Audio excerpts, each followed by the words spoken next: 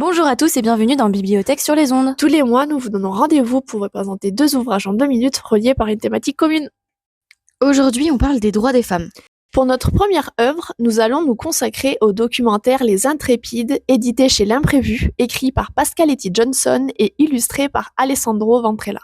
Ce documentaire, à travers 50 portraits de femmes diverses et variées, a pour but de bousculer les stéréotypes, prendre la parole et briser les préjugés. Les femmes présentées viennent des 4 coins du monde, de l'Afghanistan au Japon, et ont des métiers différents. Écrivaines, footballeuses, astrophysiciennes. Leur point commun à toutes, c'est d'être ou d'avoir été des femmes avec la volonté de se battre pour ce qu'elles croient et ceux qui leur sont chers. Grâce à elles, des petites filles partout dans le monde ont pu avoir un accès à l'éducation. Des enfants ont eu des étoiles plein les yeux en découvrant qu'ils pouvaient eux aussi danser sur scène, et les femmes ont pu se battre pour un salaire égal à poste égal. Même si, comme ce dernier exemple, il reste des combats à mener, c'est grâce à des livres comme celui-ci que nous pouvons nous rendre compte du chemin qui a déjà été traversé et qui donne envie de le continuer. Pour notre deuxième œuvre, nous avons choisi de vous parler de la BD Une farouche liberté aux éditions Grasset.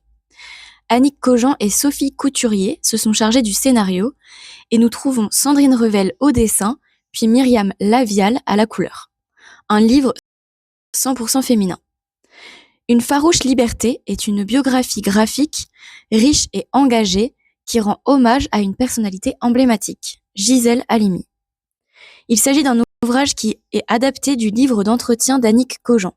La forme BD permettant de retracer avec sensibilité le parcours de Gisèle Halimi, de son enfance en Tunisie à ses combats, comme l'indépendance, le droit à l'avortement, ou encore la reconnaissance du viol comme crime.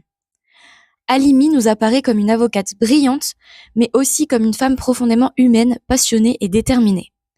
La narration alterne entre moments intimes et scènes de procès marquants, ce qui permet de faire ressentir au lecteur l'intensité des batailles juridiques et sociales.